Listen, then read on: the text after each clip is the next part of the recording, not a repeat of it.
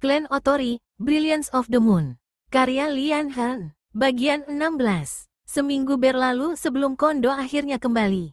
Cuaca lebih cerah dan Shizuka pergi ke kuil untuk berdoa pada Dewa Perang agar melindungi Takeo. Ia membungkuk di hadapan lukisan dan berdiri, bertepuk tangan 3 kali, dan meminta, dengan putus asa, agar Kaede bisa diselamatkan.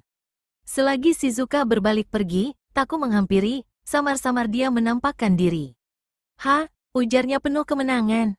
Tadi ibu tidak mendengar, kan? Shizuka takjub, karena memang dia tak mendengar maupun melihat putranya dengan jelas. Bagus sekali, Taku menyeringai. Kondo Kichi sudah datang. Dia sedang menunggu ibu. Paman ingin ibu mendengar kabar darinya. Jadi, pastikan kau tidak ikut mendengarkan, Shizuka menggoda putranya. Aku mendengar banyak hal, sahut Taku. Aku suka mengetahui rahasia semua orang. Taku berlari mendahului ibunya menyusuri jalan berdebu, menghilang setiap kali melewati tempat yang terkena sinar matahari lalu muncul di tempat yang teduh.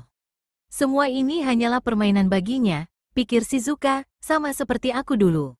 Namun pada beberapa kejadian tahun lalu, itu tak lagi menjadi permainan. Mengapa? Apa yang terjadi padaku? Apakah aku telah mengenal takut? Takut akan kehilangan orang-orang yang kucintai? Kondo duduk bersama Kenji di ruang utama rumah itu. Shizuka berlutut di hadapan mereka dan menyapa laki-laki yang 2 bulan lalu ingin melamarnya.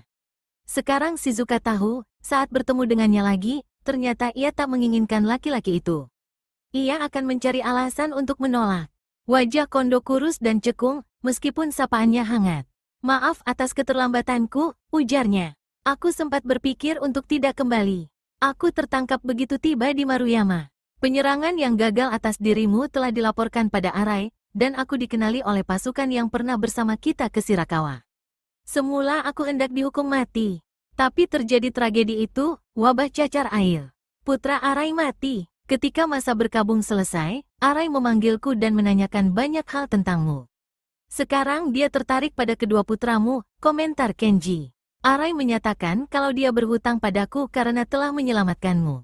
Dia berharap aku kembali melayaninya dan hendak mengangkatku menjadi ksatria dari garis keturunan keluarga ibuku. Shizuka menatap pamannya, tapi Kenji tidak berkata apa-apa. Kondo melanjutkan, aku terima tawarannya. Kuharap aku melakukan hal yang benar. Tentu saja, tawaran itu sesuai denganku, saat ini aku tak mengabdi pada siapapun, tapi bila keluargamu toh keberatan. Kau bisa berguna bagi kami di sana, sahut Kenji. Lord Arai sudah menduga kalau aku mengetahui keberadaanmu. Dia memintaku menyampaikan pesan bahwa dia ingin bertemu denganmu dan juga kedua putranya untuk membicarakan pengangkatan mereka secara sah. Dia ingin memperbaiki hubungan, tanya Shizuka. Dia ingin kau pindah ke Inuyama, sebagai ibu dari kedua anak itu. Kondo tidak mengatakan dengan jelas, sebagai selirnya, tapi Shizuka tahu maksudnya. Kondo tak terlihat marah atau cemburu saat bicara, tapi ekspresi mengejek sekilas tergambar di wajahnya. Tentu saja, jika dia ditempatkan pada tingkatan ksatria, dia bisa mendapatkan jodoh yang sesuai dengan jabatannya. Hanya di saat tidak memiliki tuan, Kondo melihat jalan keluarnya hanya pada diri Shizuka. Shizuka tak tahu apakah dia marah atau senang atas sikap Kondo yang pragmatis, yang hanya melihat sesuai berdasarkan untung rugi. Shizuka tidak ingin mengirim kedua putranya pada Arai atau menikah dengan Kondo. Shizuka berharap Kenji tidak akan menyuruhnya melakukan salah satunya. Semua ini harus dipertimbangkan masak-masak, ujar Kenji. Ya, tentu saja, sahut Kondo. Dan lagi, masalahnya diperumit dengan adanya kampanye untuk menentang Otori Takeo. Kami berharap mendapat kabar tentangnya, gumam Kenji. Pernikahan itu membuat Arai murka. Dia langsung menyatakan pernikahan itu tidak sah dan mengirim pasukan dalam jumlah besar kepada Lord Fujiwara. Setelah itu dia ke Kumamoto agar cukup dekat untuk menyerang Maruyama. Kabar terakhir yang kudengar yaitu Lady Shirakawa telah menikah dengan Lord Fujiwara. Lady Shirakawa diasingkan, di penjara tepatnya. Kondo mendengus keras. Aku tahu Fujiwara merasa kalau telah bertunangan dengan Lady Shirakawa, tapi seharusnya dia tidak bertindak seperti itu. Fujiwara mendapatkannya dengan kekerasan, beberapa anak buah Lady Shirakawa tewas, Amano Tenzo salah satunya. Hal itu seharusnya tidak perlu terjadi. Ai dan Hana telah menjadi sandera di Inuyama. Semua masalah seharusnya dapat dirundingkan tanpa harus terjadi pertumpahan darah. Shizuka mendadak merasa sedih atas nasib kedua gadis itu. Kau bertemu mereka di sana? Tidak, aku tidak diizinkan menemui mereka. Kondo nampaknya benar-benar marah atas perlakuan Fujiwara pada Kaede. Shizuka teringat betapa sayang Kondo pada Kaede. Dan Takeo, tanya Shizuka. Sepertinya Takeo hendak melawan Fujiwara, tapi dia justru berperang melawan pasukan Arai. Dia terpaksa mundur. Setelah itu semuanya tidak jelas lagi. Ada badai besar di barat. Kedua pasukan berpapasan di pesisir. Tak ada yang tahu bagaimana hasilnya. Jika Takeo kalah, apa yang akan Arai lakukan padanya? Tanya Shizuka. Itulah yang membuat semua orang penasaran. Ada yang mengatakan Arai akan menghukum mati. Ada yang mengatakan Arai tak akan berani karena reputasi Takeo. Ada juga yang mengatakan Arai akan bersekutu dengan Takeo untuk melawan Otori di Hagi. Di pesisir, tanya Kenji. Di mana tepatnya? Di Suho, kurasa. Aku tidak tahu daerah itu. Suho, sahut Kenji, belum pernah aku ke sana. Tapi orang bilang tempat itu memiliki kolam alam biru yang indah sehingga aku ingin ke sana. Sudah lama aku tidak mengadakan perjalanan. Cuaca sekarang ini sempurna untuk melakukan perjalanan. Kalian berdua sebaiknya ikut denganku. Suaranya terdengar santai, namun Shizuka merasakan nadanya yang mendesak. Dan anak-anak, tanya Shizuka, kita ajak mereka, itu bisa menjadi pengalaman yang bagus buat mereka. Bahkan kita mungkin akan membutuhkan kemampuan Taku, kata Kenji sambil berdiri. Kita harus segera berangkat. Kita ambil kuda di Yamagata. Apa rencana Paman? Tanya Kondo. Jika boleh aku bertanya, apakah Paman hendak memastikan kalau Takeo telah disingkirkan? Tidak juga, akan kukatakan padamu nanti di jalan. Ketika Kondo membungkuk dan meninggalkan ruangan, Kenji bergumam pada Shizuka, mungkin kita bisa sampai di sana tepat waktu untuk menolong Takeo. Tidak ada yang bicara selama di perjalanan, tapi sikap Akita dan prajuritnya tampak sopan dan penuh hormat. Aku berharap ini dapat menyelamatkan nyawa pasukanku dan Hiroshi, tapi aku tidak berharap bisa selamat. Aku berterima kasih pada Arai karena telah memperlakukanku layaknya bangsawan, segolongan dengannya, karena tidak mempermalukan diriku. Tapi aku membayangkan bila dia tidak mengeksekusiku, maka dia akan menyuruhku bunuh diri. Meskipun aku ingat ajaran di masa kecilku, kata-kata Joan dan janjiku pada Kaede, aku sadar tidak ada pilihan lain kecuali mematuhinya. Badai membersihkan udara dari kelembaban, dan pagi itu terang dan cerah. Aku pun dapat berpikir jernih. Arai mengalahkanku, aku sudah menyerah. Aku tunduk serta mematuhinya, melakukan apapun permintaannya. Aku mulai mengerti mengapa ksatria sangat menjunjung tinggi kode etik mereka. Itu membuat hidup menjadi sangat sederhana. Kata-kata dalam ramalan singgah di benakku, namun aku segera menyingkirkannya. Aku tak ingin ada yang mengalihkan pikiranku dari jalur yang benar. Sekilas aku melihat Hiroshi sedang menunggang kuda di sampingku, bahunya tegap, kepalanya tegak. Kuda tua yang dia tunggangi berderap pelan, sesekali mendengus senang dengan hangatnya sinar mentari. Aku memikirkan cara dia dibesarkan yang membuat keberanian tumbuh secara alami dalam dirinya. Secara naluriah dia tahu cara bertindak dengan penuh kehormatan. Aku menyesal dia harus menyerah dan kalah di usia muda. Di sekeliling kami terlihat kerusakan akibat angin topan yang menyapu sepanjang pesisir. Rumah-rumah kehilangan atap, pepohonan besar tumbang, sawah yang rata, dan sungai yang meluap dengan menenggelamkan lembu, anjing, dan hewan lainnya. Sesaat aku mencemaskan para petani di Maruyama, ingin tahu apakah tanggul yang kami bangun mampu melindungi ladang. Siapa kini penguasa wilayah itu? Wilayah itu sempat menjadi milikku selama satu musim panas yang singkat, namun aku merasa sangat kehilangan. Aku telah mengerahkan seluruh tenaga untuk memperbaikinya. Tak diragukan lagi, Tribe pasti akan kembali dan menghukum orang-orang yang telah menganiaya keluarga mereka. Dan tak seorang pun, selain aku, yang dapat menghentikan mereka. Ketika kami hampir sampai di kota kecil Suho, pasukan Arai terlihat hilir mudik mencari makanan. Aku membayangkan beban yang ditanggung kota ini karena begitu banyak pasukan dan kuda. Semua hasil panen pasti diambil, dan yang belum dipanen pasti telah hancur akibat badai. Kuharap penduduk desa ini memiliki ladang rahasia dan gudang tersembunyi. Jika tidak, mereka akan kelaparan saat musim dingin tiba. Suho terkenal karena banyaknya mata air dingin yang membentuk danau berwarna biru cerah. Konon, airnya dapat menyembuhkan dan dipersembahkan pada Dewi Keberuntungan. Mungkin inilah yang membuat tempat ini memiliki suasana yang menyenangkan, meskipun dengan penyerbuan pasukan dan kehancuran akibat badai. Hari yang cerah tampak menjanjikan kembalinya nasib baik. Penduduk kota telah mulai memperbaiki bangunan yang rusak, saling meneriakkan lelucon, bahkan menyanyi. Ketukan palu, deso gergaji, menjadi satu rangkaian lagu indah yang berlawanan dengan bunyi gemuruh air sungai yang meluap ke segala arah.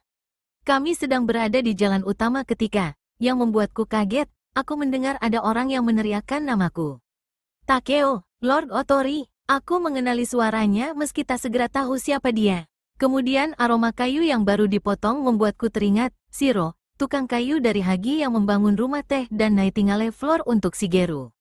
Aku berpaling ke arah datangnya suara dan melihat dia melambaikan tangan dari atas atap rumah.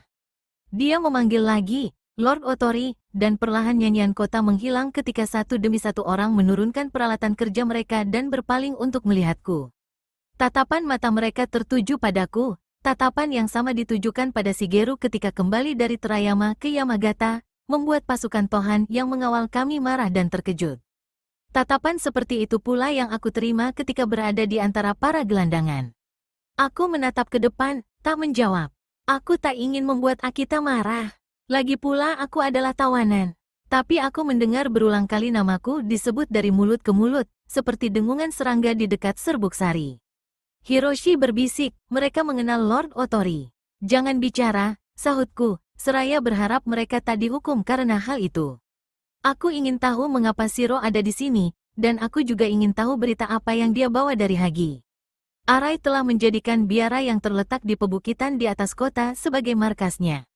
Tidak seluruh pasukan ada bersamanya, tentu saja. Aku tahu kemudian kalau sebagian pasukannya masih di Inuyama dan sisanya membangun kemah di jalan antara Hagi dan Kumamoto.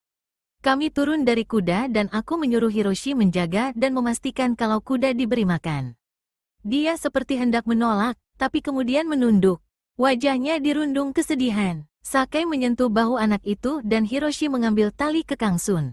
Hatiku terasa pedih saat melihat kuda coklat kemerahan itu berjalan dengan jinak di sisinya, menggosokkan kepalanya ke lengan Hiroshi. Sun telah berulang kali menyelamatkanku dan aku tak ingin berpisah dengannya. Merasa kalau aku mungkin tak akan bertemu dengan kuda itu lagi, dan aku sadar betapa aku tidak ingin mati. Sesaat aku membiarkan diriku merasakannya, lalu aku bentengi diriku dengan sisi Kikuta dalam diriku, bersyukur atas kekuatan gelap Tribe yang membuatku bertahan hingga saat ini. Mari lewat sini, ujar Akita. Lord Arai ingin segera menemui Anda. Aku mendengar suara Arai dari dalam biara, marah dan lantang. Di tepi beranda, seorang pelayan datang membawa air dan aku hanya membasuh kaki. Aku tak bisa berbuat banyak untuk bagian diriku yang lain, baju zirah dan pakaianku sangat kotor, penuh lumpur dan darah.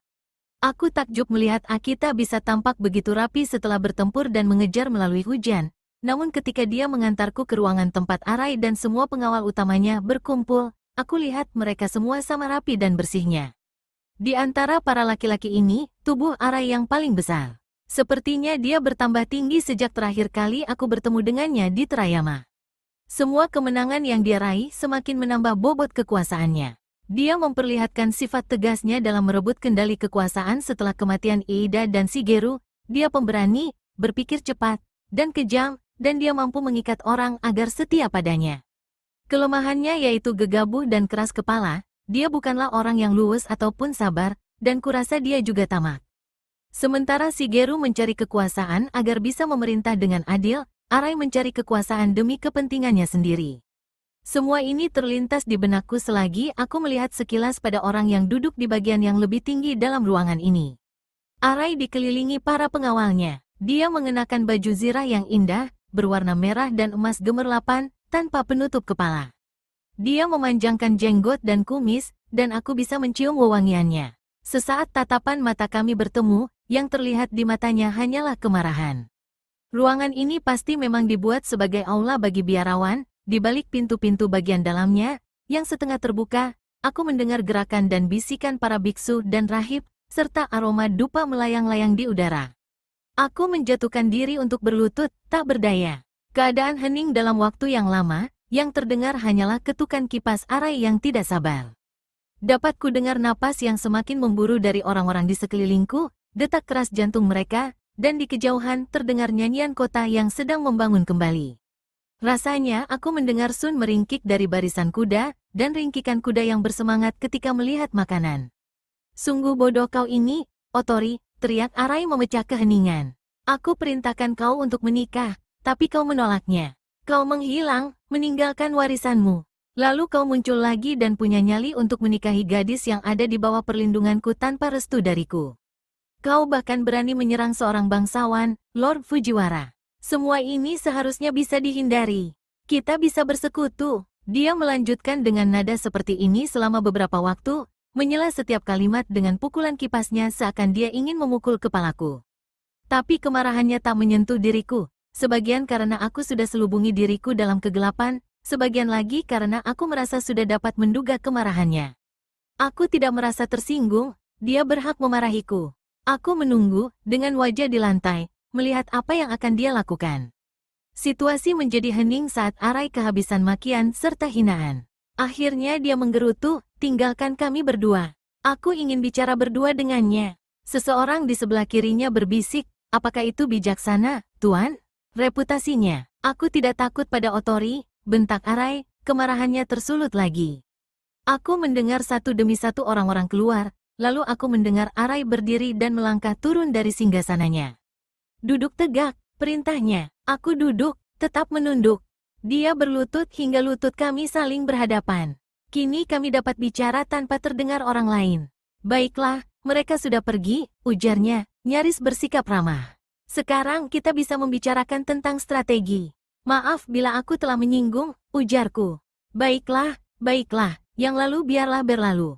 Penasihatku berharap kau disuruh bunuh diri atas kekurangajaranmu. Tanpa kuduga dia mulai tertawa kecil. Lady Shirakawa adalah gadis yang cantik. Pasti sudah cukup menjadi hukuman bagimu atas kehilangan dirinya. Kupikir banyak orang yang iri karena kau melangkah terlalu jauh dan melakukan apa yang tidak berani mereka lakukan. Dan kau masih hidup, dan itu dianggap mukjizat oleh banyak orang, dilihat dari reputasi gadis itu.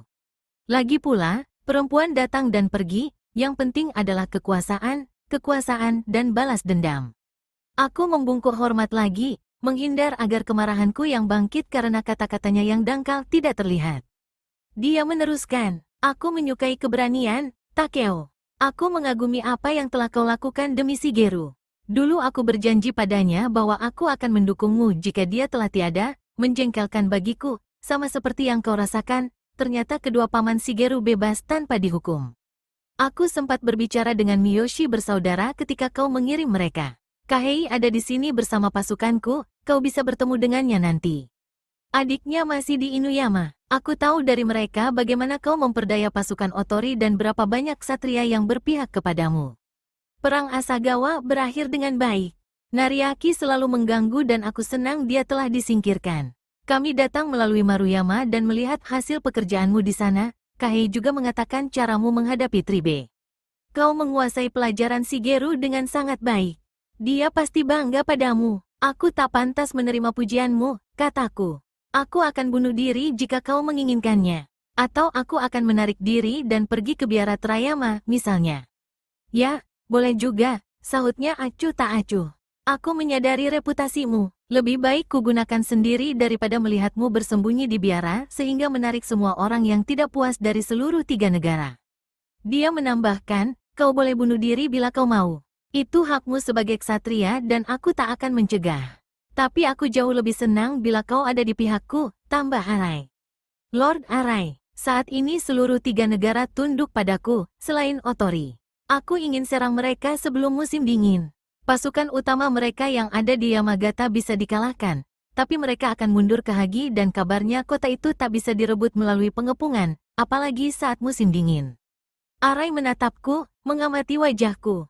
Aku menjaga agar ekspresi wajahku tetap tenang. Aku mengalihkan pandanganku. Ada 2 pertanyaan untukmu, Takeo.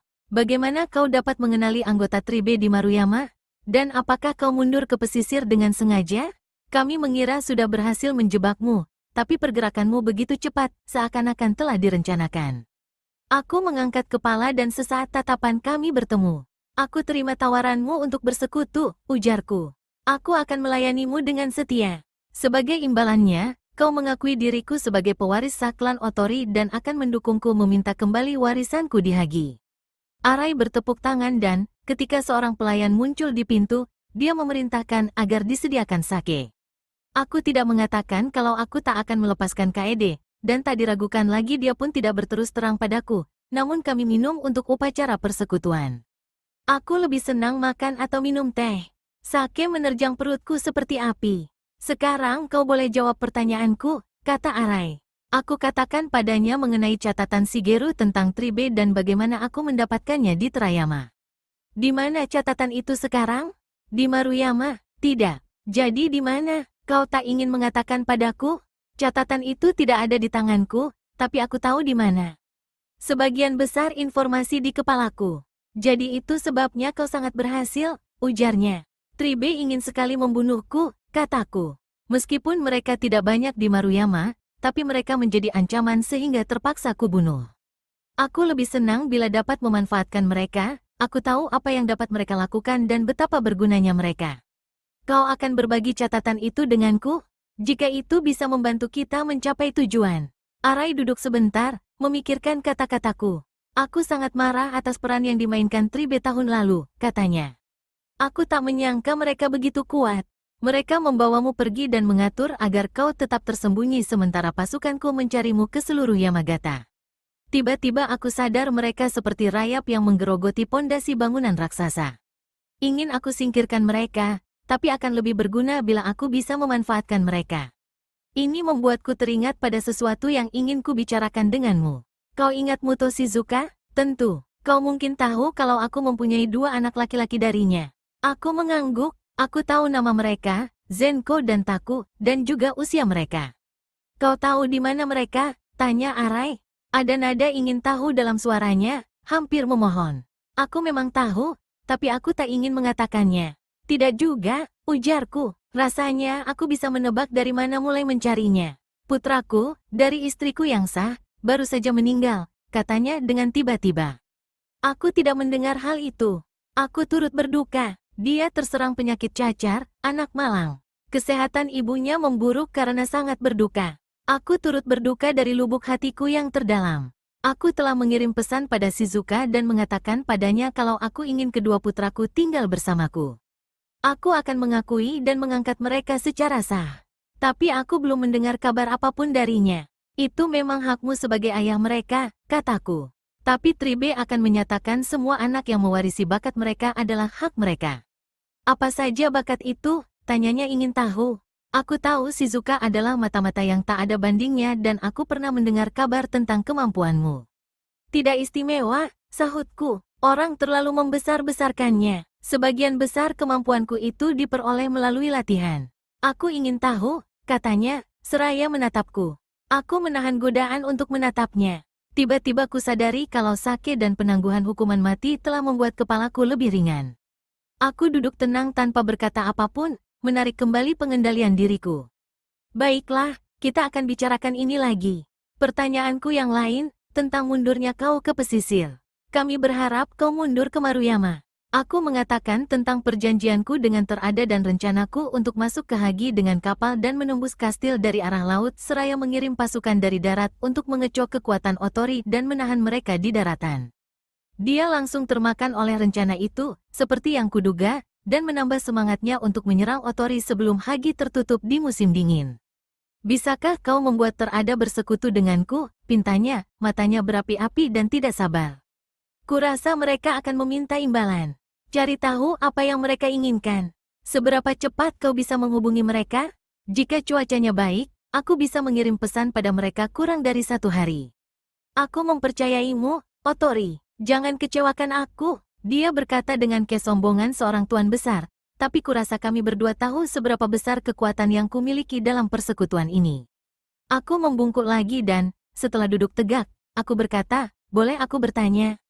Tentu, jika aku datang di musim semi dan meminta restumu untuk menikahi Kaede, apakah kau akan merestuinya? Arai tersenyum, giginya kelihatan putih di sela-sela jenggotnya. Perjodohan telah diatur dengan Lord Fujiwara. Meskipun aku menyayangi Lady Shirakawa dan kau, tapi pernikahanmu sangatlah tidak mungkin. Aku tidak bisa menghina orang dengan derajat setinggi Fujiwara. Lagi pula, dia mencondongkan badan ke depan dan merendahkan suaranya. Fujiwara mengatakan satu rahasia tentang kematian Ida yang tidak diketahui orang lain. Dia tertawa kecil lagi. Lady Shirakawa sangat berbahaya bila dibiarkan bebas. Aku jauh lebih memilih melihatnya dipingit orang seperti Fujiwara. Banyak orang yang berpikir kalau dia seharusnya dihukum mati. Dengan kata lain, Fujiwara telah bermurah hati dengan menyelamatkan Lady Shirakawa. Aku tak ingin mendengar lagi tentang KED, hal itu membuatku terlalu marah. Aku tahu situasi masih terlalu berbahaya dan aku tak boleh membiarkan emosi memperkeruh penilaianku. Meskipun dengan keramahan dan tawaran bersekutu Arai, aku tak sepenuhnya mempercayainya. Aku merasa dia membebaskanku terlalu mudah dan sedang memendam sesuatu yang belum dia ungkap. Saat kami berdiri, dia berkata dengan santai, "Kulihat kau membawa pedang Shigeru. Boleh aku melihatnya?" Aku tarik pedang yang masih disarungnya dari sabuk lalu menyerahkan kepadanya. Dia terima dengan takzim dan menariknya keluar dari sarung. Cahaya jatuh menimpa mata pedang yang berwarna biru keabu-abuan, memamerkan bentuknya yang berkelok-kelok. Sang ular, ujar Arai.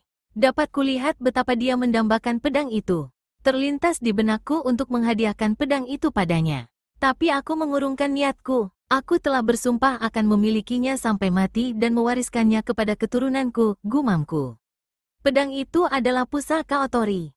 Tentu, sahut Arai dengan santai, tanpa melepaskan pedang dari tangannya. Berbicara tentang pewaris, aku akan mencarikanmu jodoh yang lebih sesuai. Lady Shirakawa mempunyai 2 adik perempuan. Aku berpikir untuk menikahkan yang lebih tua dengan keponakan Akita, tapi belum ada pengaturan apapun untuk yang bungsu. Dia gadis yang cantik, mirip kakaknya. Terima kasih, tapi aku tidak berpikir untuk menikah hingga masa depanku jelas. Baiklah, tidak perlu buru-buru. Gadis itu baru berumur 10 tahun.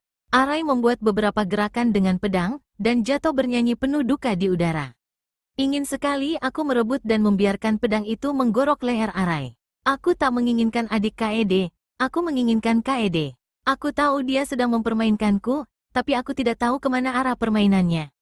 Aku berpikir betapa mudahnya menatap dia dengan tatapan Kikuta dan, selagi dia pingsan, mengambil jatuh, kemudian menghilangkan diri, menghindar melewati penjaga, lari ke pedesaan.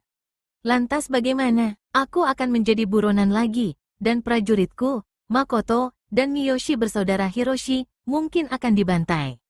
Semua bayangan ini terlintas di benakku selagi Arai mengayunkan jatuh di atas kepalanya. Indah untuk dilihat, seorang laki-laki besar bergerak begitu ringan, pedang melayang-layang di udara lebih cepat dari pandangan mata.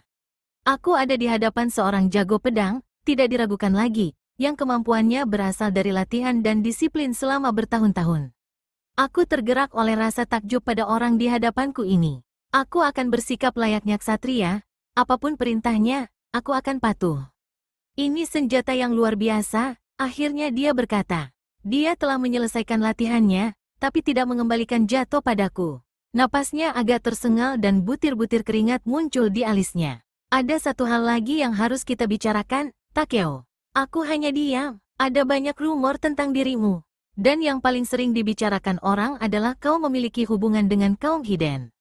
Keadaan di sekitar kematian Shigeru dan Lady Maruyama tidak mengurangi intensitasnya. Tohan selalu menyatakan kalau Shigeru mengaku sebagai pengikut ajaran Hiden dan dia tidak mau bersumpah menentang atau menginjak-injak simbol Hiden saat diperintah Iida.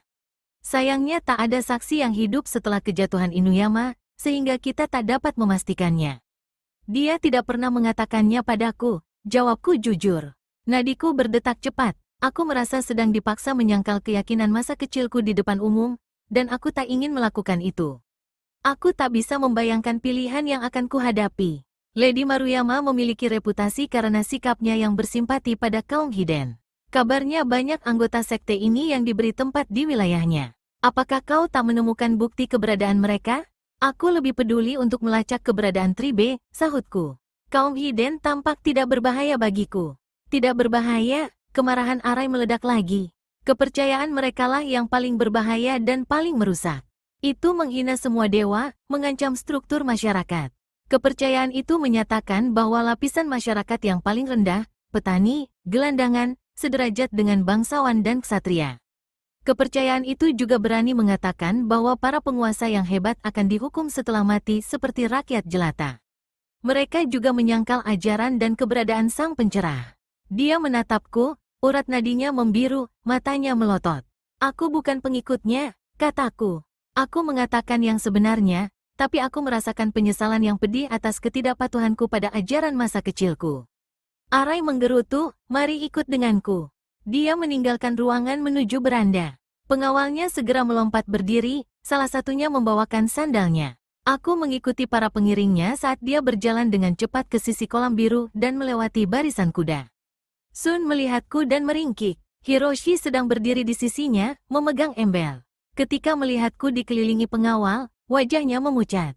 Dia menjatuhkan ember, lalu mengikuti kami. Saat itu aku sadar ada satu gerakan jauh di sebelah kiriku. Aku mendengar suara Makoto dan, seraya memalingkan wajah, aku melihat dia naik kuda melewati gerbang yang lebih rendah di area biara. Pasukanku sedang berkumpul di luar. Clan Otori, Brilliance of the Moon. Karya Lian Han. Bagian 17. Suasana menjadi hening. Aku membayangkan semua orang berpikir kalau aku akan dieksekusi, karena saat Arai melangkah ke bukit, Jato masih ada di tangannya. Di bebatuan yang menonjol, ada sekelompok tawanan diikat. Mereka sepertinya gabungan antara bandit, mata-mata, prajurit tanpa tuan, dan orang-orang malang yang hanya berada di waktu dan tempat yang salah. Sebagian besar dari mereka meringkuk tanpa bersuara, pasrah, satu-dua merintih ketakutan, satu orang sedang meratap. Di balik erangan mereka, aku mendengar Joan sedang berdoa di antara hembusan napasnya. Arai menyerukan perintah dan gelandangan itu ditarik ke depan. Aku menatapnya, tubuhku dingin, aku tidak merasa kasihan maupun takut. Aku hanya akan melakukan apa yang Lord Arai perintahkan. Arai berkata, semula aku ingin memerintahkan kau menginjak-injak simbol hidden yang hina itu di depan umum, Otori, tapi kami tak punya satupun benda itu di sini. Makhluk ini, gelandangan ini, ditangkap dari jalanan tadi malam, sedang menaiki kuda seorang ksatria. Beberapa anak buahku mengenali kalau dia berasal dari Yamagata. Kemudian kami curiga dia ada hubungan denganmu. Dia dipercaya telah mati. Sekarang dia muncul lagi, melanggar hukum dengan lari dari tempat tinggalnya. Kami tahu dia mendampingimu dalam banyak pertempuran. Dia menyatakan kalau dia pengikut hidden. Dia menatap Joan dengan ekspresi jijik. Kemudian dia berpaling padaku dan menyerahkan pedang. Aku ingin melihat tebasan Jato, ujarnya. Aku tak bisa melihat mata Joan. Aku ingin menatapnya lekat-lekat, namun dia terikat dengan kepala yang dipaksa menunduk. Dia terus berdoa dan hanya aku dapat mendengarnya, doa kaum hidden saat ajal menjelang. Tak ada waktu untuk melakukan apapun kecuali mengambil pedang, lalu menggunakannya.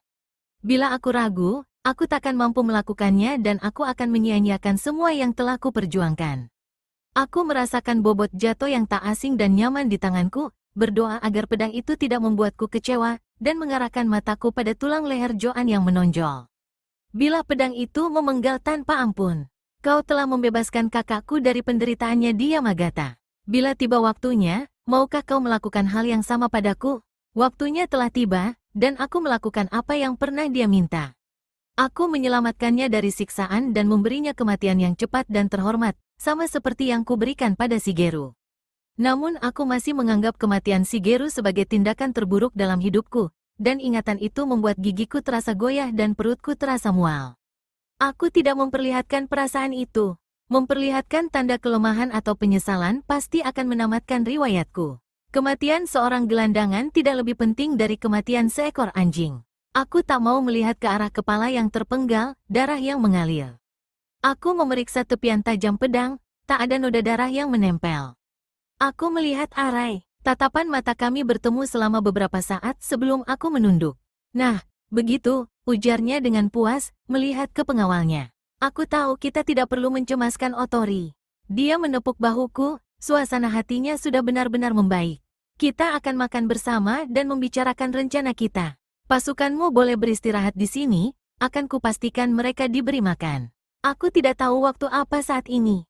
Pasti sekitar tengah hari. Selagi makan, suhu mulai menurun dan angin dingin berhembus dari barat laut. Dinginnya udara membuat Arai memutuskan untuk berangkat saat fajar menyingsing keesokan harinya, bertemu dengan sisa pasukannya, dan segera bergerak ke Hagi. Aku harus membawa pasukanku ke pesisir, menghubungi Terada dan mengatur rencana untuk penyerangan melalui laut. Kami berencana menyerang pada bulan purnama berikutnya, bulan ke-10.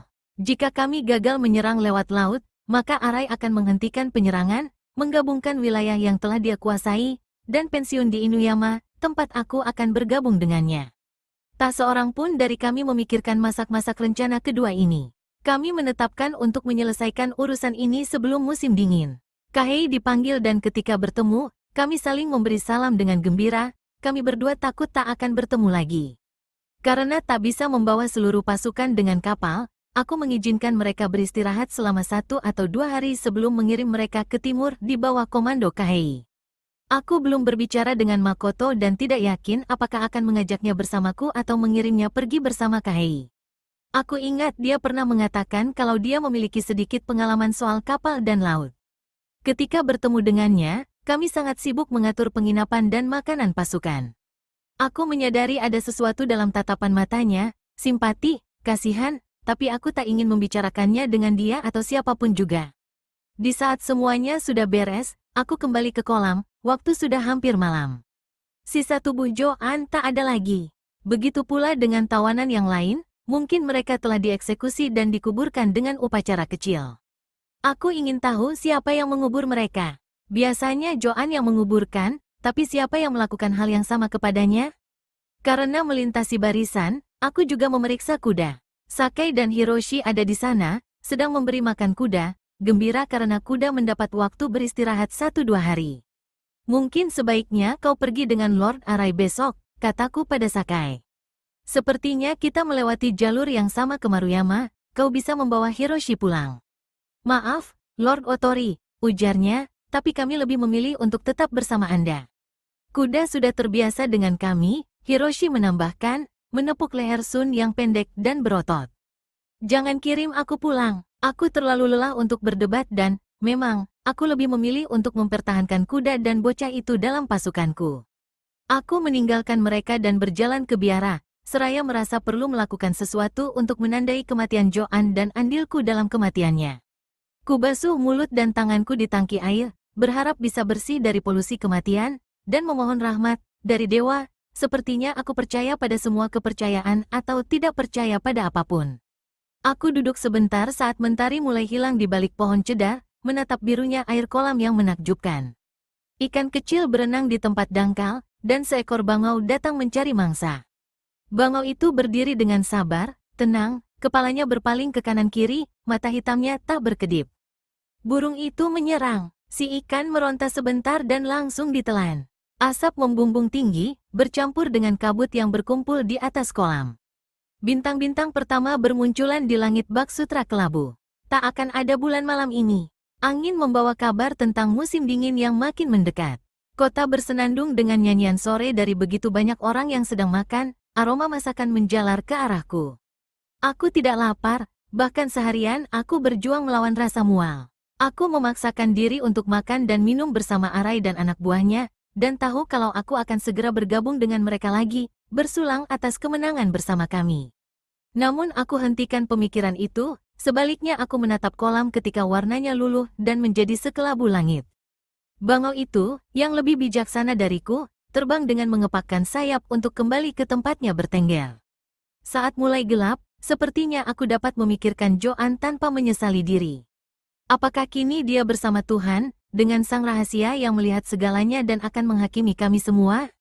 Aku tak percaya Tuhan seperti itu ada. Jika memang ada, mengapa dia meninggalkan pengikutnya dengan penderitaan, seperti yang dialami kaum Hiden? Bila dia memang ada, aku pasti dikutuk untuk masuk neraka. Hidupmu dibawa ke alam keterbukaan dan tak lagi menjadi milikmu sendiri. Joan mempercayai ramalan ini. Damai terwujud melalui pertumpahan darah. Meskipun ajaran Hiden melarang untuk membunuh, dia tahu dan dia menerimanya. Kini aku menjadi lebih mantap untuk membawakan kedamaian itu agar kematiannya tidak sia-sia. Aku berkata pada diriku agar jangan duduk bersedih. Aku bangkit ketika mendengar suara Makoto di kejauhan. Seseorang menjawabnya dan aku tahu itu suara Shiro. Makoto memanggil, "Takeo, orang ini mencarimu. Dia ingin kau datang ke rumahnya." Shiro menyeringai, "Kami hanya punya separuh atap. Tapi kami punya makanan dan perapian. Suatu kehormatan bagiku bila Anda datang ke rumahku." Aku berterima kasih padanya, merasa kalau keahliannya sangat kubutuhkan. Makoto berkata pelan kepadaku, "Kau baik-baik saja?" Aku mengangguk, tiba-tiba aku tidak mempercayai lagi suaraku sendiri. Makoto berkata, "Aku berduka atas kematian Joan. Itu kedua kalinya dia menyebut nama si gelandangan. Dia tidak pantas mendapatkannya, ujarku. Dalam banyak cara, hal itu lebih dari yang pantas dia dapatkan, kematian cepat di tanganmu. Bila tidak, mungkin akan jadi jauh lebih buruk. Jangan bicarakan itu lagi, itu sudah berlalu. Aku berbalik menghadap Shiro dan bertanya padanya kapan dia meninggalkan Hagi. Lebih dari setahun lalu, jawabnya. Kematian Lord Shigeru membuatku sedih. Aku tak ingin lagi melayani klan Otori begitu beliau dan kau pergi. Ini kota asalku, aku bekerja sambil belajar di Hagi saat berumur 10 tahun, lebih dari 30 tahun lalu. Aku heran mereka membiarkan kau pergi, kataku, karena tukang kayu ahli sekaliber Shiro biasanya sangat dihargai dan mengundang rasa iri antar klan. Aku menyogok mereka, sahutnya, seraya tertawa kecil. Penguasa tidak mempunyai uang, mereka melepaskan siapapun yang dapat memberi cukup uang sebagai gantinya. Tak ada uang, seruku. Tapi Otori adalah klan terkaya di 3 negara. Apa yang terjadi? Perang, keserakahan, dan bajak laut semakin memperparah. Perdagangan melalui laut terhenti. Ini berita yang membesarkan hati, kata Makoto. Mampukah mereka mengeluarkan biaya untuk mempertahankan pasukan mereka? Hampir tidak bisa, sahut Shiro. Pasukan bersenjata lengkap, sebagian besar pendapatan penguasa dihabiskan untuk baju zirah dan senjata, tapi makanan selalu kurang dan pajak melambung setinggi langit. Banyak yang tak senang. Jika Lord Takeo kembali ke Hagi, kurasa separuh pasukan akan bergabung dengannya. Apakah sudah diketahui umum kalau aku hendak kembali? Tanyaku. Aku ingin tahu mata-mata seperti apa yang Otori pelihara dan seberapa cepat berita ini sampai ke mereka. Bahkan jika mereka tak mampu lagi membayar, tak diragukan lagi Kikuta mau bekerja tanpa bayaran. Itu yang diharapkan semua orang, sahut Shiro. Dan sejak Lord Arai tidak mengeksekusimu seperti yang kami pikir akan dia lakukan. Aku juga berpikir begitu, kata Makoto. Sepertinya aku tiba untuk melihat kau yang terakhir kalinya. Shiro menatap kolam yang tenang, sekarang berwarna kelabu tua di bawah cahaya yang memudar. Mestinya kita bisa menghabisinya, ujarnya pelan. Waktu itu lebih dari satu pemanah siap dengan busur tertuju ke Lord Arai. Jangan berkata seperti itu, aku memperingatkan. Kini kami bersekutu, mungkin, gerutu Shiro, tapi bukan Arai yang menghendaki Inuyama untuk membalaskan dendam Lord Shigeru. Shiro dan keluarganya, istri, 2 putri, dan menantu laki-lakinya, membuat kami merasa nyaman di bagian rumah yang baru diperbaiki. Kami makan malam bersama mereka, kemudian aku dan Makoto pergi minum sake bersama Arai. Suasananya gembira, Arai merasa yakin kalau musuh terakhirnya akan segera menyerah. Lalu apa? Aku tak ingin terlalu memikirkan masa depan. Arai ingin melihatku menjadi pemimpin di Hagi, tempat aku membawa Otori bersekutu dengannya dan aku yakin dia ingin melihat kedua paman Shigeru dihukum.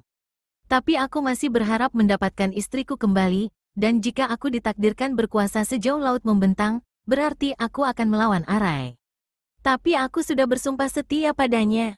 Aku minum dengan kasar, menyambut tajamnya sake yang membuatku nyaman, seraya berharap bisa memati rasakan pikiranku selama sesaat. Malam terasa pendek, tepat sebelum fajar menyingsing, pasukan pertama Arai bergerak, menyiapkan perjalanan panjang. Saat masuk waktu naga mereka semua sudah berangkat, meninggalkan kota yang menjadi senyap selama beberapa saat sampai suara perbaikan mengambil alih lagi.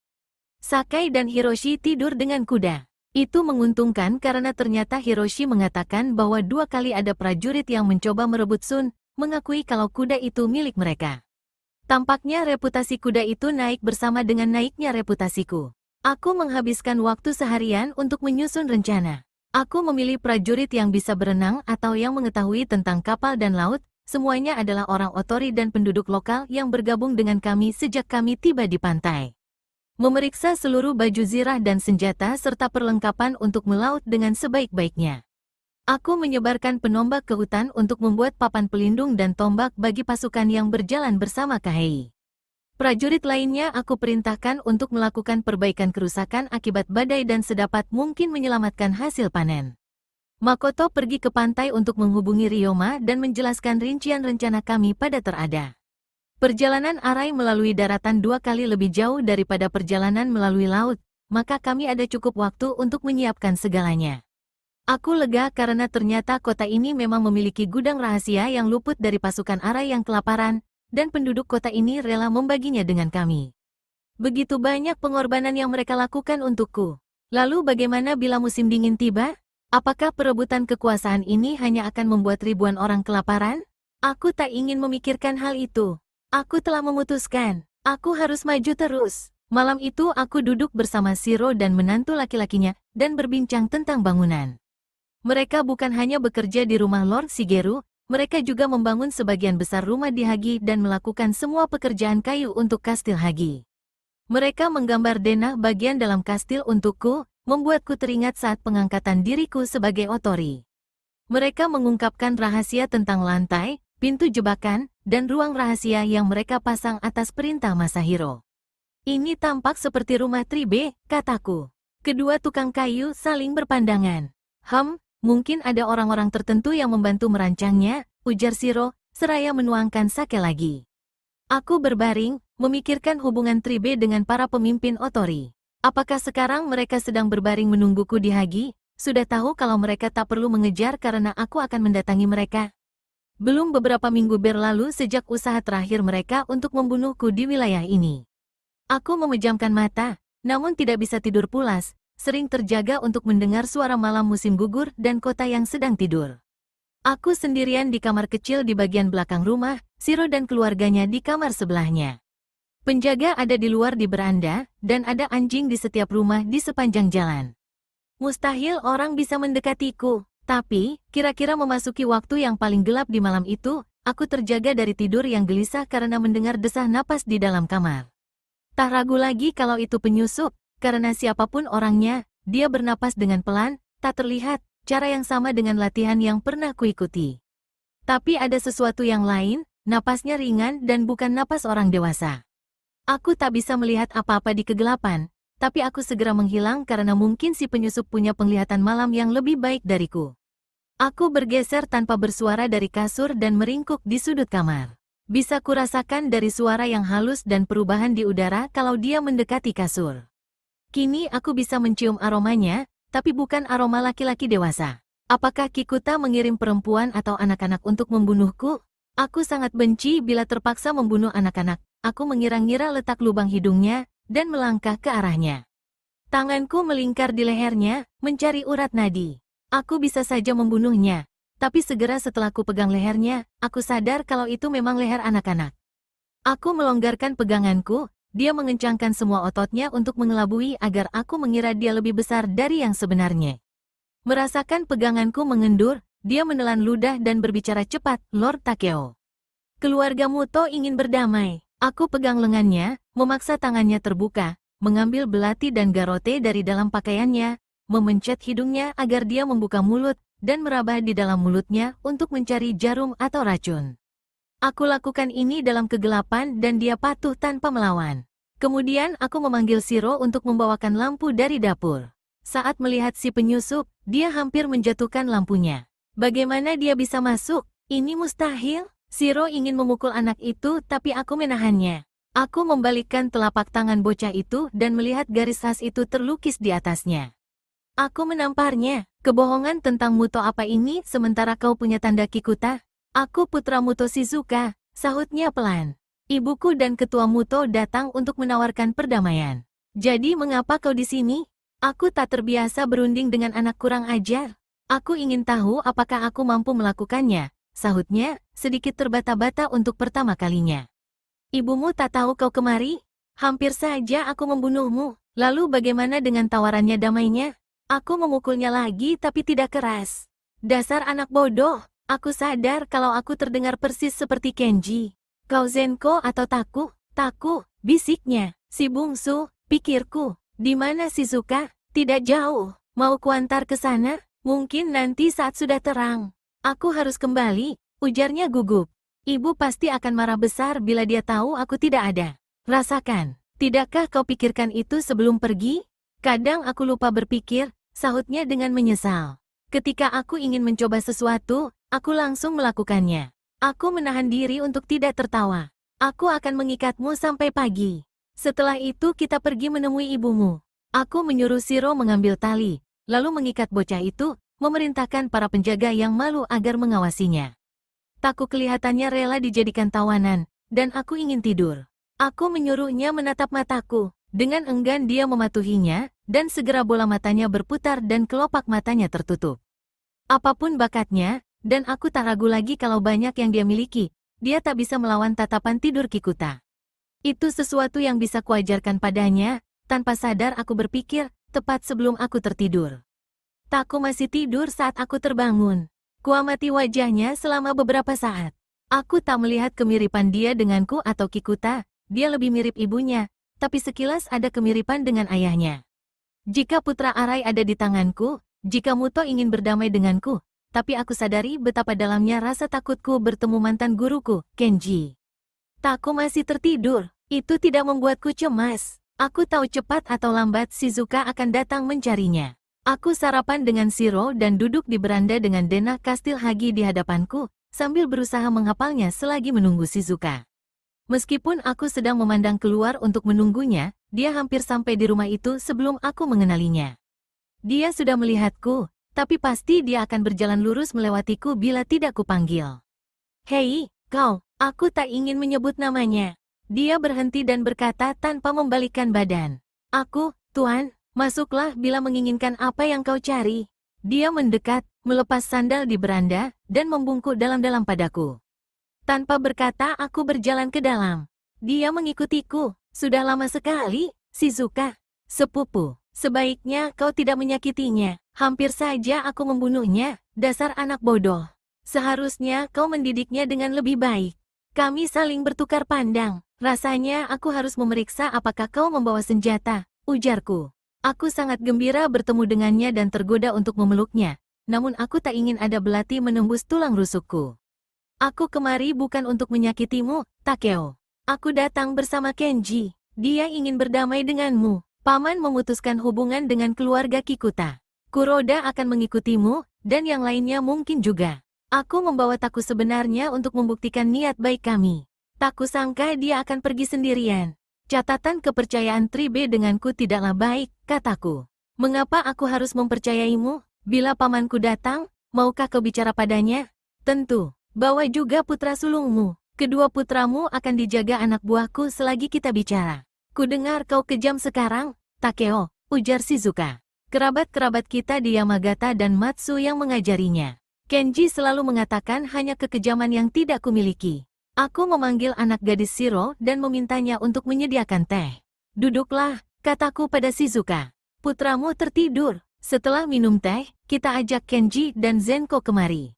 Teh datang dan Shizuka menghirupnya dengan perlahan.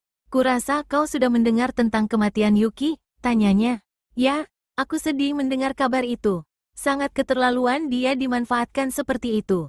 Kau tahu tentang anaknya? Shizuka mengangguk. Pamanku tak bisa memaafkan Kikuta. Itu sebabnya dia siap menentang Kotaro dan mendukungmu. Dia tidak menyalahkanku? Tidak. Dia menyalahkan kekejaman Kikuta. Dia juga menyalahkan dirinya karena banyak hal. Kematian Shigeru, mendorong kau dan Kaede jatuh cinta, mungkin juga karena kematian putrinya. Kita semua menyalahkan diri sendiri, tapi nasiblah yang mempermainkan kita, kataku pelan. Itu benar, ujar Shizuka. Kita tinggal di dunia ini, kita tak bisa hidup dengan cara lain. Ada kabar tentang Kaede? Sebenarnya aku tak ingin bertanya tentang Kaede. Aku tak ingin memperlihatkan kelemahan dan rasa malu. Dia sudah menikah dan dipingit. Dia masih hidup. Adakah cara agar kau bisa menghubunginya? Raut wajah Shizuka agak melunak. Aku berteman baik dengan tabib di rumah Fujiwara, dan seorang gadis Muto yang menjadi pelayan rumah itu. Jadi kami selalu mendengar kabar tentangnya. Namun hanya sedikit yang bisa kami lakukan. Aku tak berani berhubungan langsung. Kurasa bahkan Kaede tidak menyadari bahaya yang sedang dia hadapi. Fujiwara pernah memerintahkan untuk membunuh pelayan, bahkan pendampingnya, hanya karena alasan sepele seperti menjatuhkan nampan, tanaman yang rusak, atau kesalahan kecil lainnya. Makoto mengatakan kalau Fujiwara tak tidur dengannya. Kurasa tidak, sahut Shizuka. Biasanya dia tidak suka perempuan, tapi Kaede menarik baginya.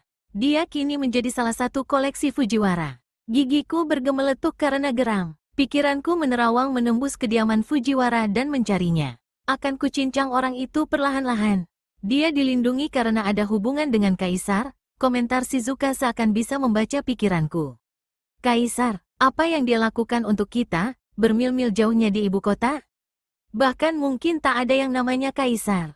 Orang itu hanya cerita hantu, dikarang untuk menakuti anak-anak.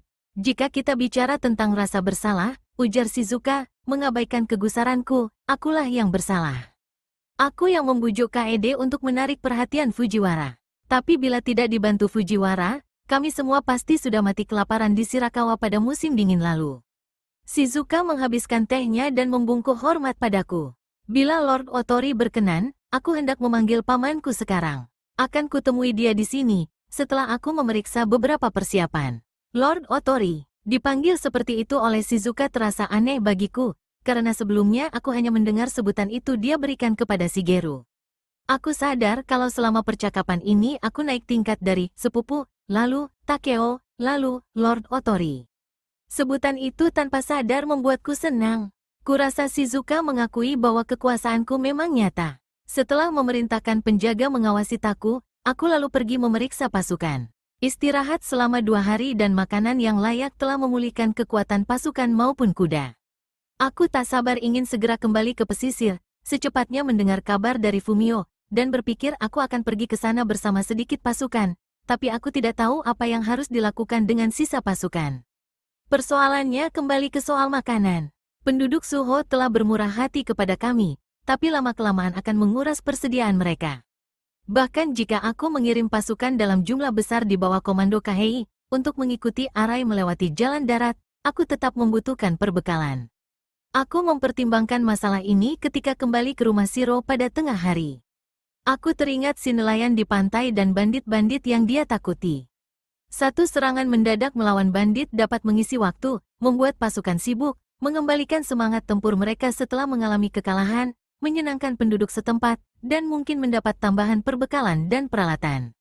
Gagasan cemerlang itu muncul di benakku. Saat memikirkan, tiba-tiba aku melihat seorang laki-laki sedang berjinjit di bawah bayangan atap rumah, orang biasa, memakai pakaian berwarna biru keabu-abuan yang kusam dan tak terlihat membawa senjata. Seorang bocah berusia 12 tahun ada di sampingnya. Mereka berdua perlahan-lahan berdiri ketika melihatku. Aku mengisyaratkan dengan kepala, "Ayo masuk." Kenji melepas sandal di beranda. "Tunggu di sini," kataku padanya. "Biarkan anak itu ikut denganku." Aku berjalan ke dalam bersama Zenko, ke tempat Taku tidur. Kuambil garote milik Taku lalu menyuruh penjaga mencekiknya jika ada yang menyerangku. Zenko tidak bicara dan tak memperlihatkan rasa takut. Dapat kulihat kemiripan anak itu dengan Arai. Kemudian aku kembali menghampiri guruku. Setelah di dalam rumah, kami berdua duduk. Kami saling mengamati, kemudian Kenji membungkuk hormat dan berkata dengan nada mengejek, "Lord Otori." "Muto," sahutku. "Taku juga ada di kamar sebelah. Dia dan kakaknya akan mati jika kau menyerangku." Kenji tampak lebih tua dan aku melihat kelelahan di wajahnya yang dulu belum terlihat. Rambut di pelipisnya mulai memutih. "Aku tak bermaksud menyakitimu, Takeo." Melihat dahiku berkerut, dia kemudian agak memperbaiki kata-katanya dengan tidak sabar. "Lord Otori, mungkin kau tak percaya padaku, tapi aku memang tidak pernah berniat menyakitimu. Aku bersungguh-sungguh malam itu ketika di rumah Shigeru, saat bersumpah akan melindungimu selama aku hidup." "Cara yang aneh untuk memenuhi janji," kataku. "Kupikir kita tahu bagaimana rasanya tercabik antara kewajiban yang saling bertentangan," ujarnya. "Bisakah kita lupakan masalah itu sekarang? Aku lebih senang bila kita tidak lagi bermusuhan."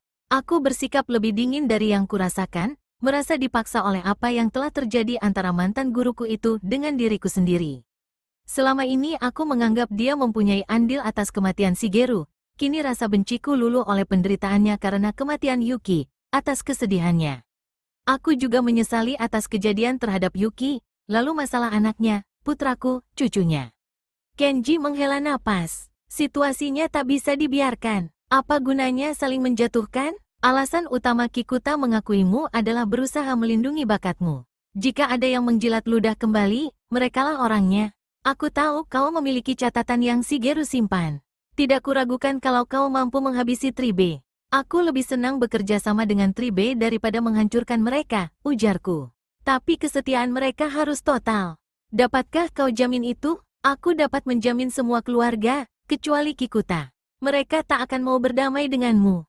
Kenji terdiam selama beberapa saat, kemudian melanjutkan dengan nada muram, begitu pula sikapku pada mereka.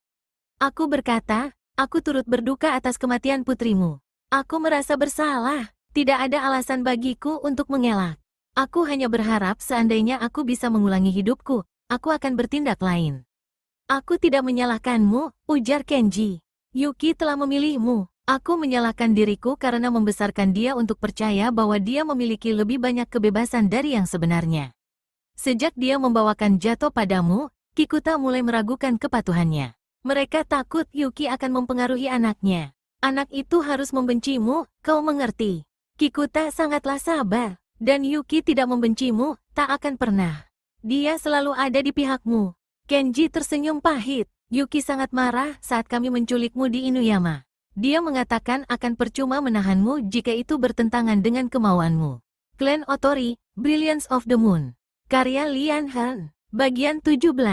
Suasana menjadi hening. Aku membayangkan semua orang berpikir kalau aku akan dieksekusi, karena saat Arai melangkah ke bukit, Jato masih ada di tangannya. Di bebatuan yang menonjol, ada sekelompok tawanan diikat. Mereka sepertinya gabungan antara bandit, mata-mata, prajurit tanpa tuan, dan orang-orang malang yang hanya berada di waktu dan tempat yang salah. Sebagian besar dari mereka meringkuk tanpa bersuara, pasrah, satu-dua merintih ketakutan, satu orang sedang meratap. Di balik erangan mereka, aku mendengar Joan sedang berdoa di antara hembusan napasnya. Arai menyerukan perintah dan gelandangan itu ditarik ke depan. Aku menatapnya, tubuhku dingin, aku tidak merasa kasihan maupun takut. Aku hanya akan melakukan apa yang Lord Arai perintahkan. Arai berkata, semula aku ingin memerintahkan kau menginjak-injak simbol hidden yang hina itu di depan umum, Otori, tapi kami tak punya satupun benda itu di sini. Makhluk ini, gelandangan ini, ditangkap dari jalanan tadi malam, sedang menaiki kuda seorang ksatria. Beberapa anak buahku mengenali kalau dia berasal dari Yamagata. Kemudian kami curiga dia ada hubungan denganmu. Dia dipercaya telah mati, sekarang dia muncul lagi, melanggar hukum dengan lari dari tempat tinggalnya. Kami tahu dia mendampingimu dalam banyak pertempuran. Dia menyatakan kalau dia pengikut hidden. Dia menatap Joan dengan ekspresi jijik. Kemudian dia berpaling padaku dan menyerahkan pedang. Aku ingin melihat tebasan Jato, ujarnya. Aku tak bisa melihat mata Joan. Aku ingin menatapnya lekat-lekat, namun dia terikat dengan kepala yang dipaksa menunduk. Dia terus berdoa dan hanya aku dapat mendengarnya, doa kaum hidden saat ajal menjelang. Tak ada waktu untuk melakukan apapun kecuali mengambil pedang, lalu menggunakannya. Bila aku ragu, aku takkan mampu melakukannya dan aku akan menyia-nyiakan semua yang telah kuperjuangkan. Aku merasakan bobot Jato yang tak asing dan nyaman di tanganku, berdoa agar pedang itu tidak membuatku kecewa, dan mengarahkan mataku pada tulang leher Joan yang menonjol. Bila pedang itu memenggal tanpa ampun, kau telah membebaskan kakakku dari penderitaannya di Yamagata. Bila tiba waktunya, maukah kau melakukan hal yang sama padaku? Waktunya telah tiba, dan aku melakukan apa yang pernah dia minta. Aku menyelamatkannya dari siksaan dan memberinya kematian yang cepat dan terhormat, sama seperti yang kuberikan pada Shigeru. Namun aku masih menganggap kematian Shigeru sebagai tindakan terburuk dalam hidupku, dan ingatan itu membuat gigiku terasa goyah dan perutku terasa mual. Aku tidak memperlihatkan perasaan itu. Memperlihatkan tanda kelemahan atau penyesalan pasti akan menamatkan riwayatku. Kematian seorang gelandangan tidak lebih penting dari kematian seekor anjing. Aku tak mau melihat ke arah kepala yang terpenggal, darah yang mengalir. Aku memeriksa tepian tajam pedang, tak ada noda darah yang menempel. Aku melihat Arai. Tatapan mata kami bertemu selama beberapa saat sebelum aku menunduk. Nah, begitu, ujarnya dengan puas, melihat ke pengawalnya. Aku tahu kita tidak perlu mencemaskan Otori. Dia menepuk bahuku, suasana hatinya sudah benar-benar membaik. Kita akan makan bersama dan membicarakan rencana kita. Pasukanmu boleh beristirahat di sini, akan kupastikan mereka diberi makan. Aku tidak tahu waktu apa saat ini. Pasti sekitar tengah hari. Selagi makan, suhu mulai menurun dan angin dingin berhembus dari barat laut. Dinginnya udara membuat Arai memutuskan untuk berangkat saat fajar menyingsing keesokan harinya, bertemu dengan sisa pasukannya, dan segera bergerak ke Hagi. Aku harus membawa pasukanku ke pesisir, menghubungi Terada dan mengatur rencana untuk penyerangan melalui laut. Kami berencana menyerang pada bulan purnama berikutnya, bulan ke-10. Jika kami gagal menyerang lewat laut, maka Arai akan menghentikan penyerangan, menggabungkan wilayah yang telah dia kuasai, dan pensiun di Inuyama, tempat aku akan bergabung dengannya. Tak seorang pun dari kami memikirkan masak-masak rencana kedua ini. Kami menetapkan untuk menyelesaikan urusan ini sebelum musim dingin. Kahei dipanggil dan ketika bertemu, kami saling memberi salam dengan gembira, kami berdua takut tak akan bertemu lagi. Karena tak bisa membawa seluruh pasukan dengan kapal, aku mengizinkan mereka beristirahat selama 1 atau 2 hari sebelum mengirim mereka ke timur di bawah komando Kahei. Aku belum berbicara dengan Makoto dan tidak yakin apakah akan mengajaknya bersamaku atau mengirimnya pergi bersama Kahei. Aku ingat dia pernah mengatakan kalau dia memiliki sedikit pengalaman soal kapal dan laut. Ketika bertemu dengannya, kami sangat sibuk mengatur penginapan dan makanan pasukan. Aku menyadari ada sesuatu dalam tatapan matanya, simpati, kasihan, tapi aku tak ingin membicarakannya dengan dia atau siapapun juga. Di saat semuanya sudah beres, aku kembali ke kolam, waktu sudah hampir malam. Sisa tubuh Joan tak ada lagi. Begitu pula dengan tawanan yang lain, mungkin mereka telah dieksekusi dan dikuburkan dengan upacara kecil.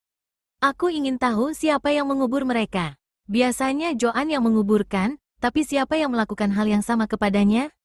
Karena melintasi barisan, aku juga memeriksa kuda. Sakai dan Hiroshi ada di sana, sedang memberi makan kuda, gembira karena kuda mendapat waktu beristirahat 1-2 hari. Mungkin sebaiknya kau pergi dengan Lord Arai besok, kataku pada Sakai. Sepertinya kita melewati jalur yang sama ke Maruyama, kau bisa membawa Hiroshi pulang. Maaf, Lord Otori, ujarnya, tapi kami lebih memilih untuk tetap bersama Anda. Kuda sudah terbiasa dengan kami, Hiroshi menambahkan, menepuk leher Sun yang pendek dan berotot. Jangan kirim aku pulang, aku terlalu lelah untuk berdebat dan, memang, aku lebih memilih untuk mempertahankan kuda dan bocah itu dalam pasukanku. Aku meninggalkan mereka dan berjalan ke biara, seraya merasa perlu melakukan sesuatu untuk menandai kematian Joan dan andilku dalam kematiannya. Kubasuh mulut dan tanganku di tangki air, berharap bisa bersih dari polusi kematian, dan memohon rahmat dari dewa. Sepertinya aku percaya pada semua kepercayaan atau tidak percaya pada apapun. Aku duduk sebentar saat mentari mulai hilang di balik pohon cedar, menatap birunya air kolam yang menakjubkan. Ikan kecil berenang di tempat dangkal, dan seekor bangau datang mencari mangsa. Bangau itu berdiri dengan sabar, tenang, kepalanya berpaling ke kanan kiri, mata hitamnya tak berkedip. Burung itu menyerang, si ikan meronta sebentar dan langsung ditelan. Asap membumbung tinggi, bercampur dengan kabut yang berkumpul di atas kolam. Bintang-bintang pertama bermunculan di langit bak sutra kelabu. Tak akan ada bulan malam ini. Angin membawa kabar tentang musim dingin yang makin mendekat. Kota bersenandung dengan nyanyian sore dari begitu banyak orang yang sedang makan, aroma masakan menjalar ke arahku. Aku tidak lapar, bahkan seharian aku berjuang melawan rasa mual. Aku memaksakan diri untuk makan dan minum bersama Arai dan anak buahnya, dan tahu kalau aku akan segera bergabung dengan mereka lagi, bersulang atas kemenangan bersama kami.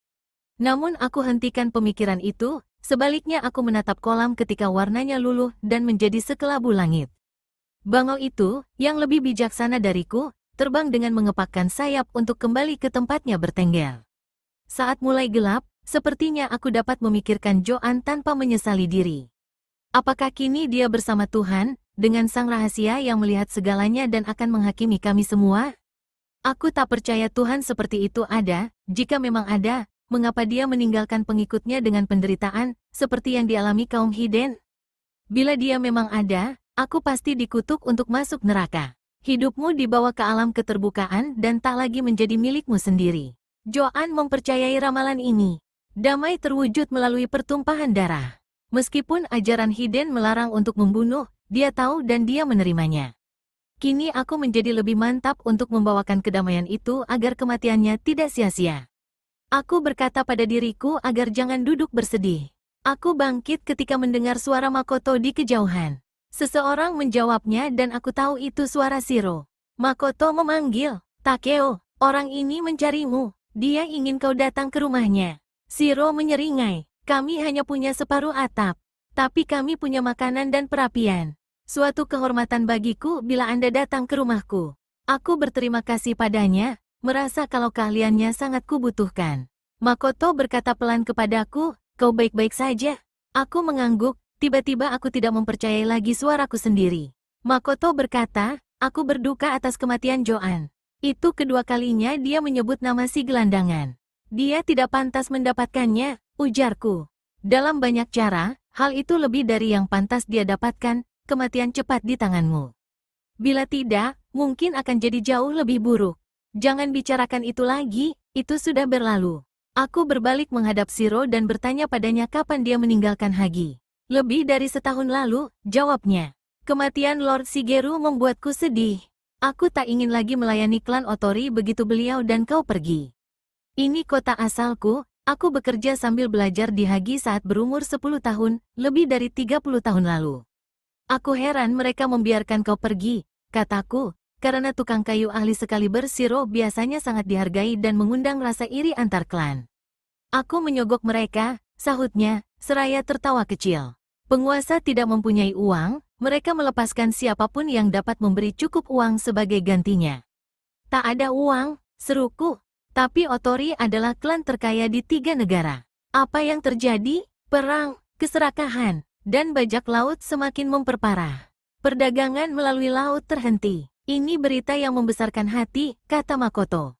Mampukah mereka mengeluarkan biaya untuk mempertahankan pasukan mereka? Hampir tidak bisa, sahut Shiro. Pasukan bersenjata lengkap, sebagian besar pendapatan penguasa dihabiskan untuk baju zirah dan senjata, tapi makanan selalu kurang dan pajak melambung setinggi langit. Banyak yang tak senang, jika Lord Takeo kembali ke Hagi, kurasa separuh pasukan akan bergabung dengannya. Apakah sudah diketahui umum kalau aku hendak kembali? Tanyaku. Aku ingin tahu mata-mata seperti apa yang Otori pelihara dan seberapa cepat berita ini sampai ke mereka. Bahkan jika mereka tak mampu lagi membayar, tak diragukan lagi Kikuta mau bekerja tanpa bayaran. Itu yang diharapkan semua orang, sahut Shiro. Dan sejak Lord Arai tidak mengeksekusimu seperti yang kami pikir akan dia lakukan. Aku juga berpikir begitu, kata Makoto. Sepertinya aku tiba untuk melihat kau yang terakhir kalinya. Shiro menatap kolam yang tenang, sekarang berwarna kelabu tua di bawah cahaya yang memudar. Mestinya kita bisa menghabisinya, ujarnya pelan. Waktu itu lebih dari satu pemanah siap dengan busur tertuju ke Lord Arai. Jangan berkata seperti itu, aku memperingatkan. Kini kami bersekutu, mungkin, gerutu Shiro, tapi bukan Arai yang menghendaki Inuyama untuk membalaskan dendam Lord Shigeru. Shiro dan keluarganya, istri, 2 putri, dan menantu laki-lakinya, membuat kami merasa nyaman di bagian rumah yang baru diperbaiki. Kami makan malam bersama mereka, kemudian aku dan Makoto pergi minum sake bersama Arai. Suasananya gembira, Arai merasa yakin kalau musuh terakhirnya akan segera menyerah. Lalu apa? Aku tak ingin terlalu memikirkan masa depan. Arai ingin melihatku menjadi pemimpin di Hagi, tempat aku membawa Otori bersekutu dengannya dan aku yakin dia ingin melihat kedua paman Shigeru dihukum. Tapi aku masih berharap mendapatkan istriku kembali, dan jika aku ditakdirkan berkuasa sejauh laut membentang, berarti aku akan melawan Arai. Tapi aku sudah bersumpah setia padanya. Aku minum dengan kasar, menyambut tajamnya sake yang membuatku nyaman, seraya berharap bisa memati rasakan pikiranku selama sesaat. Malam terasa pendek, tepat sebelum fajar menyingsing, pasukan pertama Arai bergerak, menyiapkan perjalanan panjang. Saat masuk waktu naga mereka semua sudah berangkat, meninggalkan kota yang menjadi senyap selama beberapa saat sampai suara perbaikan mengambil alih lagi. Sakai dan Hiroshi tidur dengan kuda. Itu menguntungkan karena ternyata Hiroshi mengatakan bahwa 2 kali ada prajurit yang mencoba merebut Sun, mengakui kalau kuda itu milik mereka. Tampaknya reputasi kuda itu naik bersama dengan naiknya reputasiku. Aku menghabiskan waktu seharian untuk menyusun rencana. Aku memilih prajurit yang bisa berenang atau yang mengetahui tentang kapal dan laut, semuanya adalah orang Otori dan penduduk lokal yang bergabung dengan kami sejak kami tiba di pantai. Memeriksa seluruh baju zirah dan senjata serta perlengkapan untuk melaut dengan sebaik-baiknya. Aku menyebarkan penombak ke hutan untuk membuat papan pelindung dan tombak bagi pasukan yang berjalan bersama Kahei. Prajurit lainnya aku perintahkan untuk melakukan perbaikan kerusakan akibat badai dan sedapat mungkin menyelamatkan hasil panen. Makoto pergi ke pantai untuk menghubungi Ryoma dan menjelaskan rincian rencana kami pada terada. Perjalanan Arai melalui daratan 2 kali lebih jauh daripada perjalanan melalui laut, maka kami ada cukup waktu untuk menyiapkan segalanya. Aku lega karena ternyata kota ini memang memiliki gudang rahasia yang luput dari pasukan Arai yang kelaparan, dan penduduk kota ini rela membaginya dengan kami. Begitu banyak pengorbanan yang mereka lakukan untukku. Lalu bagaimana bila musim dingin tiba? Apakah perebutan kekuasaan ini hanya akan membuat ribuan orang kelaparan? Aku tak ingin memikirkan hal itu. Aku telah memutuskan, aku harus maju terus. Malam itu aku duduk bersama Shiro dan menantu laki-lakinya dan berbincang tentang bangunan. Mereka bukan hanya bekerja di rumah Lord Shigeru, mereka juga membangun sebagian besar rumah di Hagi dan melakukan semua pekerjaan kayu untuk kastil Hagi. Mereka menggambar denah bagian dalam kastil untukku, membuatku teringat saat pengangkatan diriku sebagai otori. Mereka mengungkapkan rahasia tentang lantai, pintu jebakan, dan ruang rahasia yang mereka pasang atas perintah Masahiro. Ini tampak seperti rumah Tribe, kataku.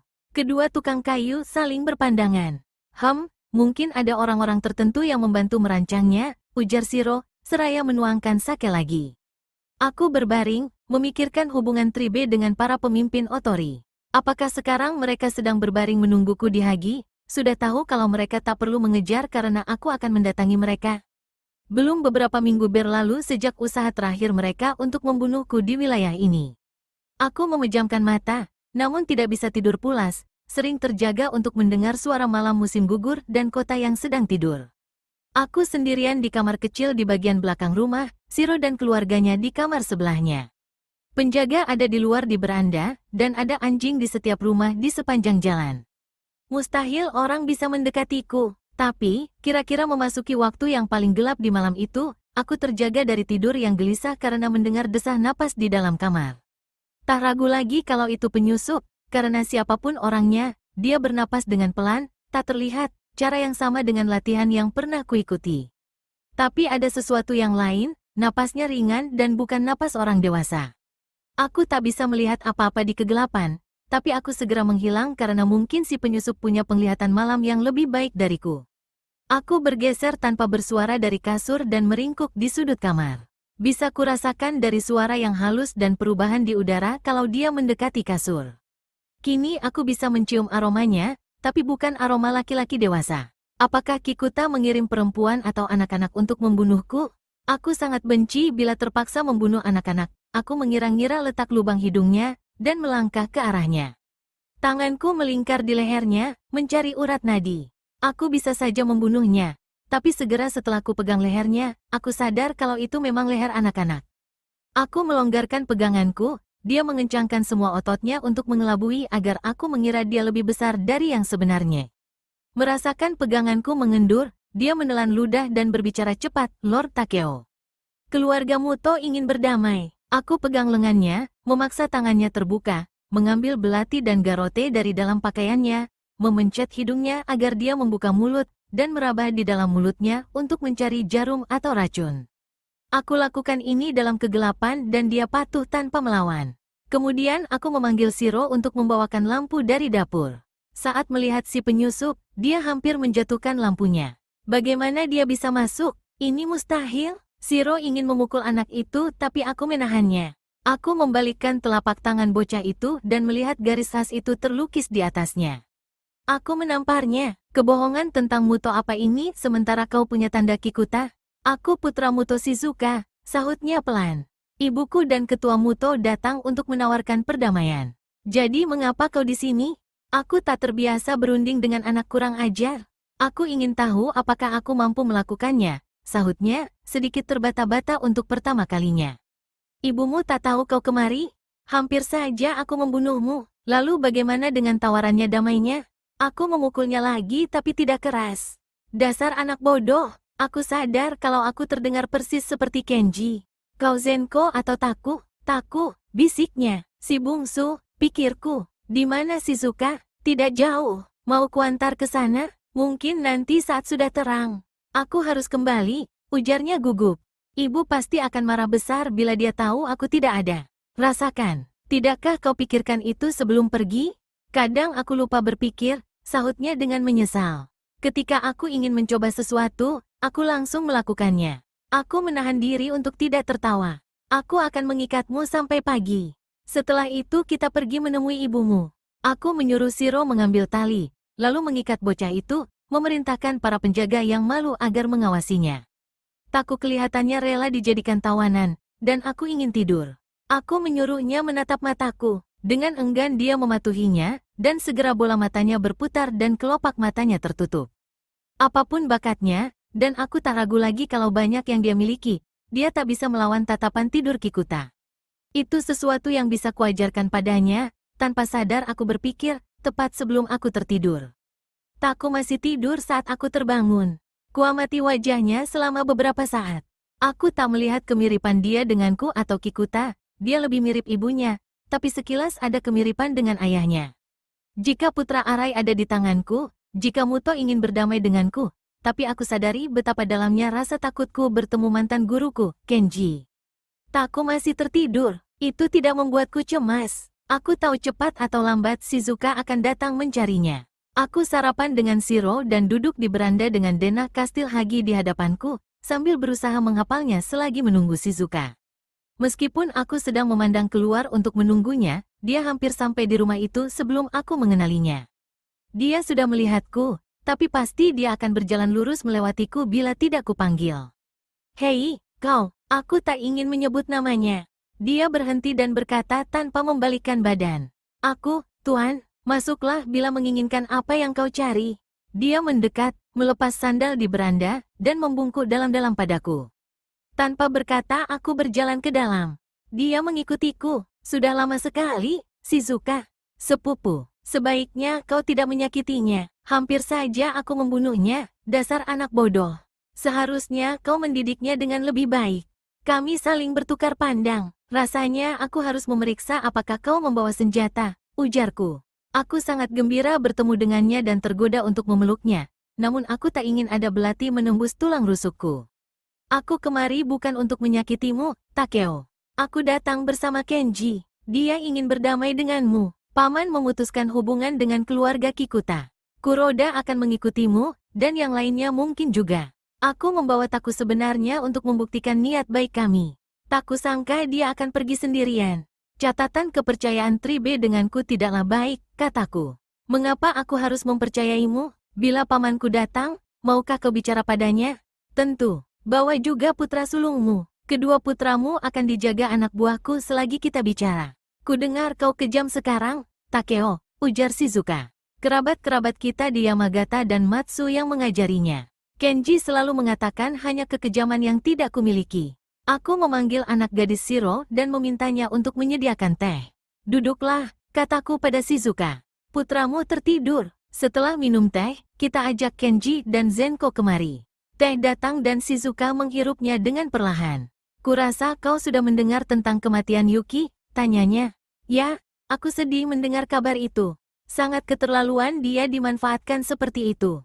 Kau tahu tentang anaknya? Shizuka mengangguk. Pamanku tak bisa memaafkan Kikuta. Itu sebabnya dia siap menentang Kotaro dan mendukungmu. Dia tidak menyalahkanku? Tidak. Dia menyalahkan kekejaman Kikuta. Dia juga menyalahkan dirinya karena banyak hal. Kematian Shigeru, mendorong kau dan Kaede jatuh cinta, mungkin juga karena kematian putrinya. Kita semua menyalahkan diri sendiri, tapi nasiblah yang mempermainkan kita, kataku pelan. Itu benar, ujar Shizuka. Kita tinggal di dunia ini, kita tak bisa hidup dengan cara lain. Ada kabar tentang Kaede? Sebenarnya aku tak ingin bertanya tentang Kaede. Aku tak ingin memperlihatkan kelemahan dan rasa malu. Dia sudah menikah dan dipingit. Dia masih hidup. Adakah cara agar kau bisa menghubunginya? Raut wajah Shizuka agak melunak. Aku berteman baik dengan tabib di rumah Fujiwara, dan seorang gadis Muto yang menjadi pelayan rumah itu. Jadi kami selalu mendengar kabar tentangnya. Namun hanya sedikit yang bisa kami lakukan. Aku tak berani berhubungan langsung. Kurasa bahkan Kaede tidak menyadari bahaya yang sedang dia hadapi. Fujiwara pernah memerintahkan untuk membunuh pelayan, bahkan pendampingnya, hanya karena alasan sepele seperti menjatuhkan nampan, tanaman yang rusak, atau kesalahan kecil lainnya. Makoto mengatakan kalau Fujiwara tak tidur dengannya.